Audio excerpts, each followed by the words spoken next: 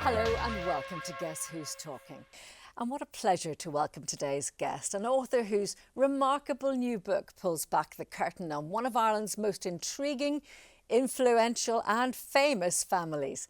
While the Netflix drama inspired by their story had us all binge-watching, gasping and Googling, his book writes from the inside, revealing the real history behind the headlines. So it's a very warm welcome to the 4th Earl of Iveagh, also known as Arthur Edward Guinness. You're very welcome. Do I call you Lord Iveagh through it? Please call me Ned. Ned, okay, because the Guinness name is, you know, Arthur Guinness is in your name. It's a big name to carry. Well, it's a bit more easy being Ned Guinness than Arthur Guinness. I don't get asked to pay for the drinks the whole time. You know, your book came out to coincide with the Netflix series. Did you binge watch it like the rest of us did? Well, I was privileged to be asked to watch the premiere, and I watched the premiere, the first 2 episodes of House of Guinness, and then I started watching at home. So it was a bit surreal, quite honestly, seeing the 4 bears being sub-dramatised like they were. I mean, I take my hat off to the effort. It is quite selective, and there are components I would challenge. So were you sitting there thinking, well, that's not quite the way it happened? I'm afraid, yes. You get your critique out, and I would say really good drama and etc. But in reality, were things like they are depicted. I was able to look at lots of research, you know, family papers and so on for my book. But, you know, I was able to get my book out first, so it was important that that was the case. So were there a lot of eyebrows raised in your family when the series came out? Well, some of us have loved the series and some of us have loathed the series. A mixed bag. We're a very big family, and, you know, it depends on what viewpoint you wish, you know, and if to watch a stonking drama is great fun. So, I mean, it is what it is, and it's great entertainment. So huge production values in that, weren't there? Well, absolutely, and very lovely young actors and actresses, and it's tremendous to see, you know, the filming as it was, and you know, I take my hat off to the effort. Yeah. Let's talk about the book itself, Guinness: A Family Succession. So what inspired you then to tell your version of the story? Well, my great-grandfather Rupert, he commissioned a book for us, the Guinnesses. About 30 copies were made. It was called A Man of His Time, and it was published privately 67 years ago. So that's kind of 2 generations back. So I had, for the basis of my book, the genesis came from The Man of His Time. And I wanted to make it more widely available and open it up. Your attention to detail in the book is fantastic. Was it something of a labour of love, or how difficult was it to find all of that information? I kept on getting bogged down with rabbit holes. I was able to collaborate with a wonderful historian called Antonia Hart. And so she helped me, and she put she made the book relevant to the Irish history of the day, contextualising the work of my family. Did you discover any skeletons in looking at the family history that maybe didn't make it to the book? I found so many different things. I mean, it was so difficult to choose what went into the book and what we had to leave out. You know, the book could have been 100 times longer and more. But, you know, I had to make a thread running through from the very first Arthur who founded the brewery in Dublin to really the end of my great-great-grandfather's life, who had floated the firm and bought out his brother. And then with threads running to this day. Did it change how you had previously viewed your ancestors? Well, I was really happy to be enabled to answer more questions, because questions do get asked, was this the case, was that the case, etc. And I was able, through the research in the book, to gather the first party evidence, and I found lots of things that I didn't know before. What was it like growing up as a Guinness? Was it all silver spoons and formal dinners? Well, we had a wonderful life, of course. It was greatly privileged and wonderful. It felt like living in Dublin was living in the countryside, and lovely people, lovely atmosphere. I was on the farm a lot. So you did grow up in Dublin? Did indeed, yes, family in Castleknock. And I had a lovely time, I have to say. And then backwards and forwards a little bit with my mother and my father. They had busy lives, so it was lovely to see them when we could as children. And it's what you make of it, isn't it? So I had a lovely time. Because your family was fabulously, inconceivably wealthy back in the day. Well, back in the day, extraordinarily wealthy, but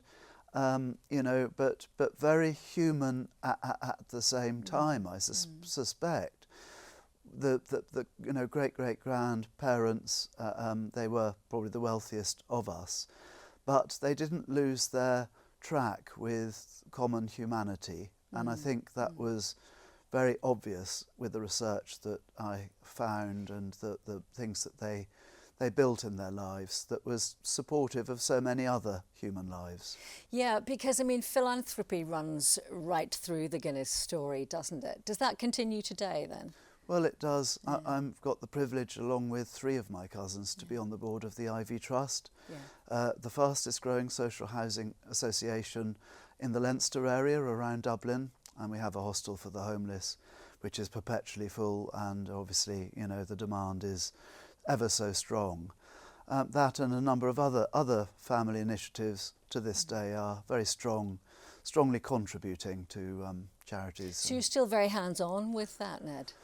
Well, yes, along with a really good bunch of people who give their time for nothing, the trustees, so representing all walks of life and aspects of these things are very complex to run, and as trustees, we have to take the responsibility for the organisation and its communities.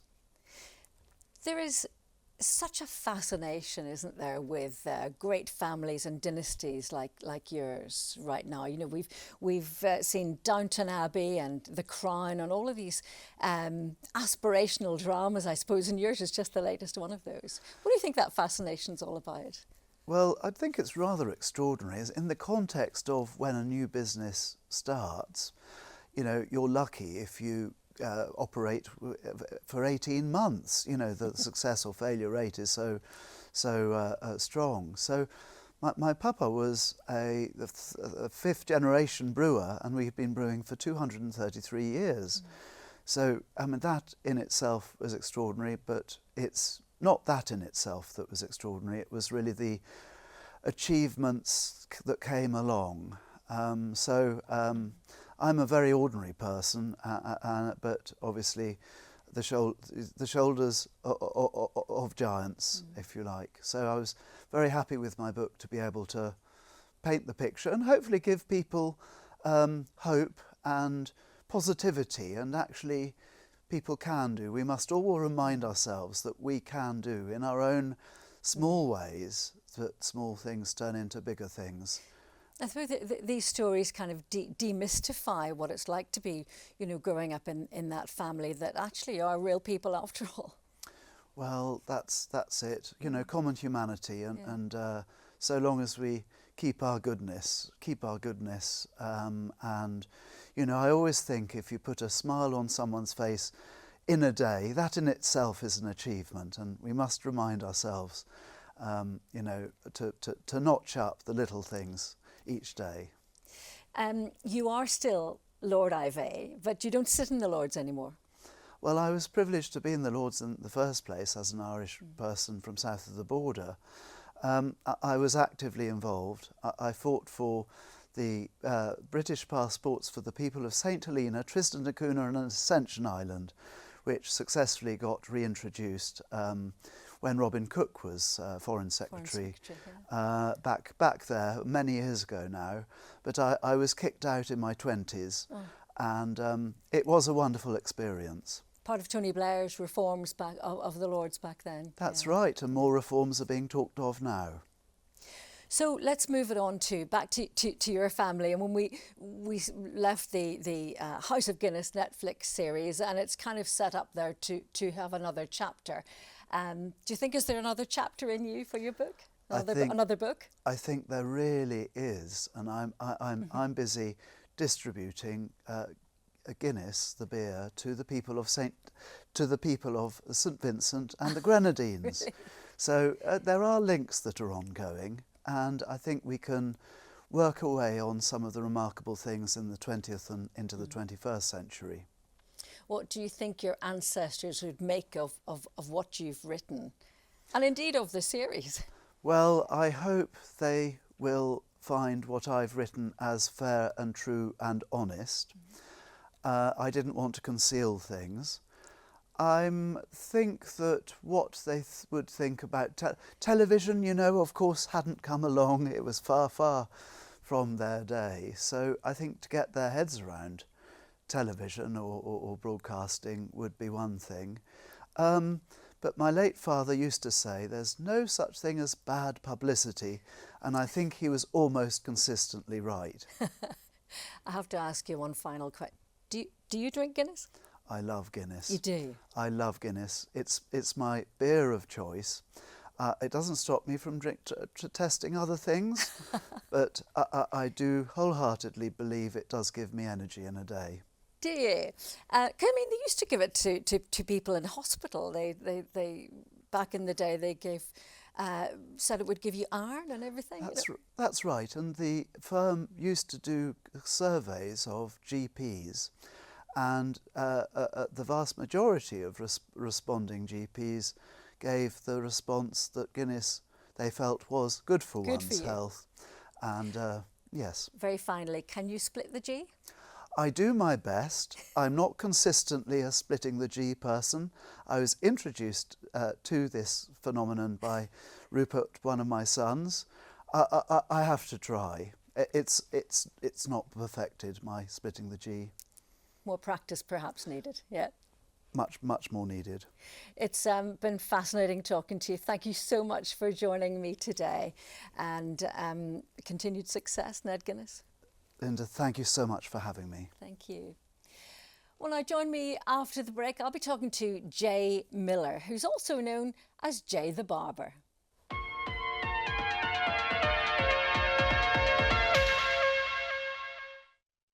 For 35 years, we have shared unforgettable stories on the big screen with you. From first dates to family nights, from blockbusters to indie gems, you've been with us every step of the way. The past was magic. The future, even brighter. Thanks for being part of our story. See you at the movies.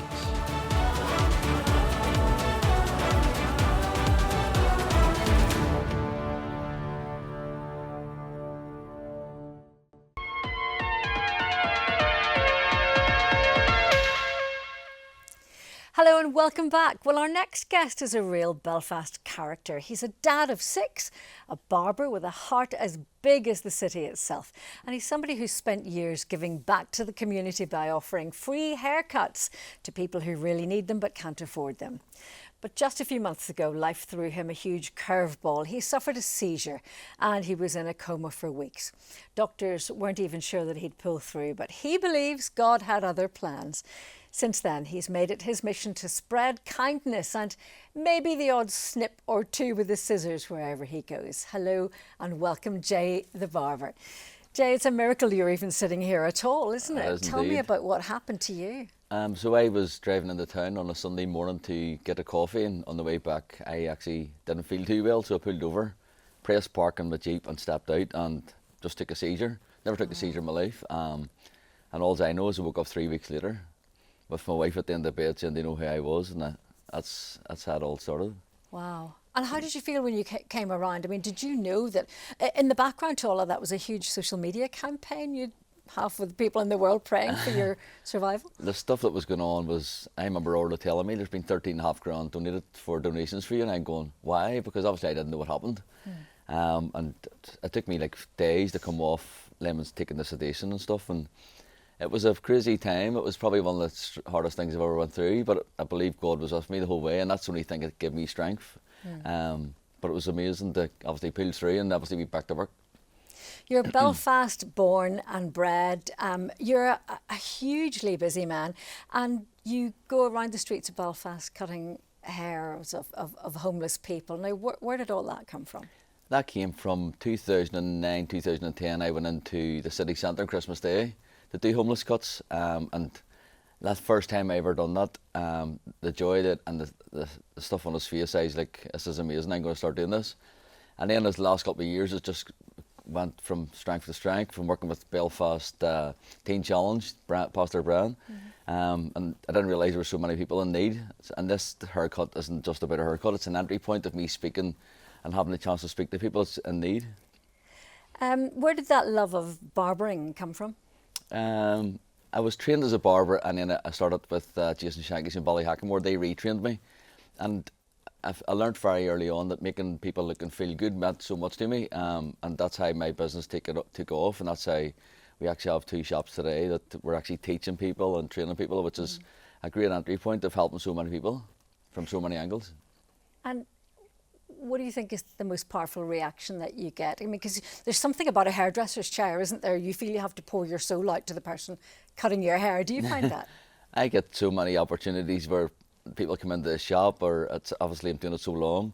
I think I'm cutting hair now 18 years or just over 18 years. And these people are coming in, you just know when they sit in your chair that here we go, it's going to come out. No, I mean, you're going to be able to speak to them about all sorts of stuff. Whether it's, I always, when I'm teaching, I always mess the students about when we're doing the teaching, and I say, make sure you be speaking to your clients and talk about your ex-wife, your ex-husband. Just make sure you're talking, and it's always a good bit of humour to start them. It's kind of a therapy for your clients, isn't it? That's it, yeah. Definitely. You know, all of that too, and yet you didn't have the greatest start to life, did you? How comfortable do you feel talking about that? Starting off, my mother was an alcoholic, and we were in all sorts of foster parents' homes, and me and my younger brother Wayne went to stay in a Carnview home, and we ran away from that home one night, and by chance he got knocked down and killed in front of me. And from that, I think me being like, I always say I'm like Peter Pan, I never grew up, and I think I only grew up about 6 months ago. But the thing about my past and all, I'm glad I went through it. It was hard obviously as a child, but it makes you who you are and what you go through, and helping so many other people. And the thing about going through all the child care system and stuff, it's not easy, you know what I mean? And this is, I can understand why you can relate to people that end up on drugs and stuff. So my childhood and what I went through is obviously, even in my book and stuff, that's why I wrote it down in the book. There's 1,100 people's bought that book, and I said to myself, imagine writing a book and nobody bought it. And the thing about it is, yes, I've had a crazy life, but I'm grateful for it because it's helped so many other people. Really? Yep. Yeah. And you know, you're talking about that, going down that road of trying to escape from those terrible memories and so on. You kind of went down that road yourself, didn't you? I think for so many years, I actually thought to myself that I deserved this pain, honestly. I'm thinking back, obviously I'm 43 now, but 10 years ago in my life, the way I was thinking and all, obviously being partying, taking coke and everything else, I thought to myself, nobody's going to stop me doing this. I've been through this. My brother was killed and all this, I deserve this and all this here, because before my mother had passed away 2 years prior to Wayne then, she says, whatever happens, just make sure you look after Wayne. And the night he died is the night he wasn't meant to come with us, but it's just one of them things. It's just the way your life's planned out for you. Yeah, so you took that guilt on board. Where did things change for you then? Because your life couldn't be more different now. My life changed whenever I'd done an Alpha course, which is a 12-week course learning about God, how to receive the Holy Spirit with Kermoney Church. And the ironic thing is, whenever I had the shop in Bloomfield Avenue, I was doing all this guerrilla marketing and I was going to actually mock not God, but mock Christians about being a Christian, and I ended up a Christian myself. So it's amazing that doing the 12-week course, learning about God, getting saved, has helped me so much and given me so much peace. Yeah. Where I was like this child running about, that's not knowing what I was doing and everything else, and obviously it's just one of them things. It's but drinking, drugs and partying. I was thinking that was going to help me, or it was nearly like escapism away from it, but it was the worst thing I could have done. But the thing about it is, now that you go through all that and you can speak and help other young people, because so many young people think that this is a cool thing to do, to watch Netflix and to do this and to do that, and they're going, I want to be a drug dealer, I want to be this, where now I'm getting so many people that want to be me or be like me, which is amazing, because at the end of the day, I'm just a barber, I'm an ordinary person, but if I can help so many young people, that's what I'm aiming to do, not so much the homeless, but helping young people. So I guess you use your story to relate to young people and meet them where they're at. Well, I have a fella, Kevin, that was in a really bad way, and Kevin speaks about this all the time in his testimony, and I got him helping got him on the Teen Challenge, and he went away for 2 years and he came back, and last week he sent me a picture of some girl. She was sitting about to take cocaine, and she see my videos that I do, and she says, I'm going to the Teen Challenge, get me, and he's driving the Teen Challenge bus on the motorway, and he says, do you want me to tell you something? Jay got me on the Teen Challenge as well. So at the end of the day, God's the mighty works through me, and at the end of the day, I'm only the messenger, which is amazing. How does all that make you feel? You know, when from the barber's chair to stories like that, there's lives there that are impacted by your story. I think it's because obviously I'm not just, I believe I'm an out of the box Christian. At the end of the day, I'm not like everybody else and run about in shorts, tattoos and buck teeth. But the thing about it is, if there's people come into the shop and they can open up to me, at the end of the day, it's an entry point to help so many people. You know what I mean? Whether it's from drugs or drinking, and I'm very sensitive, so I know straight away when stuff's happening or somebody's not feeling right.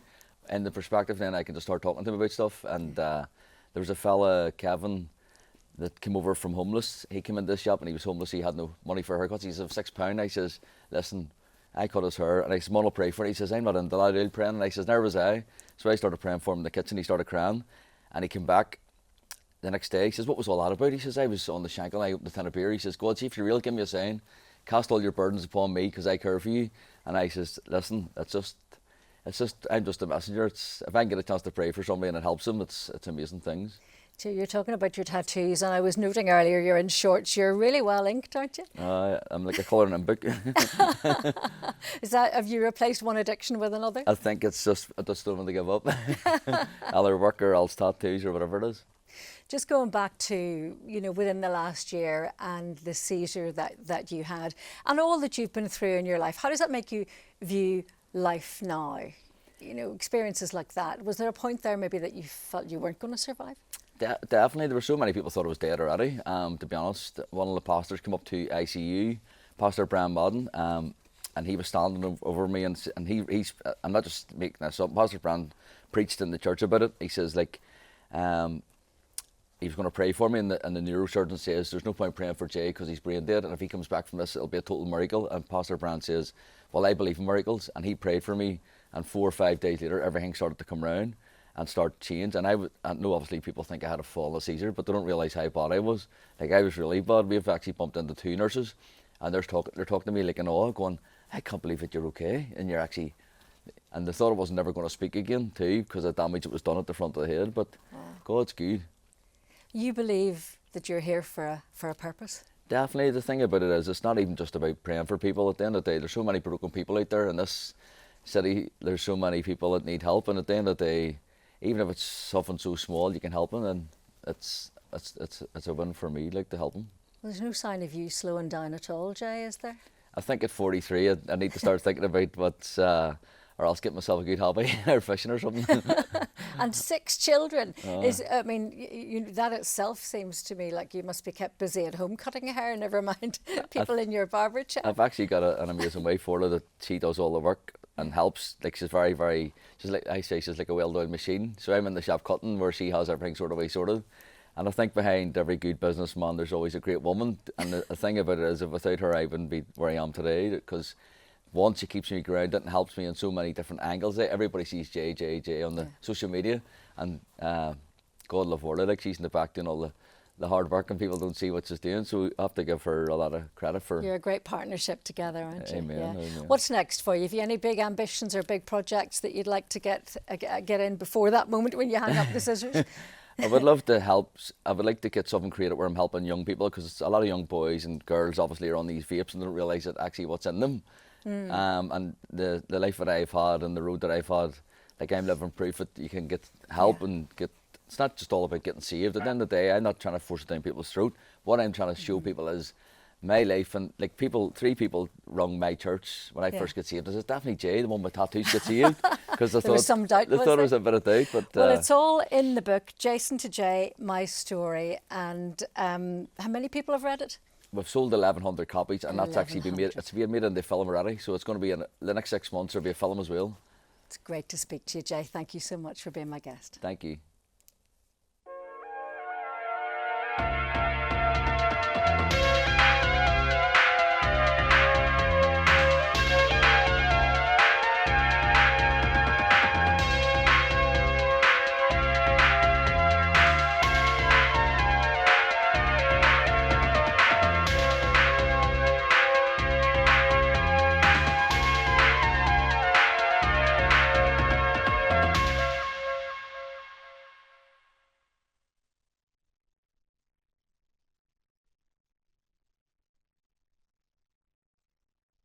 Heading to the North Coast, the Jet Centre in Coleraine offers entertainment for everyone.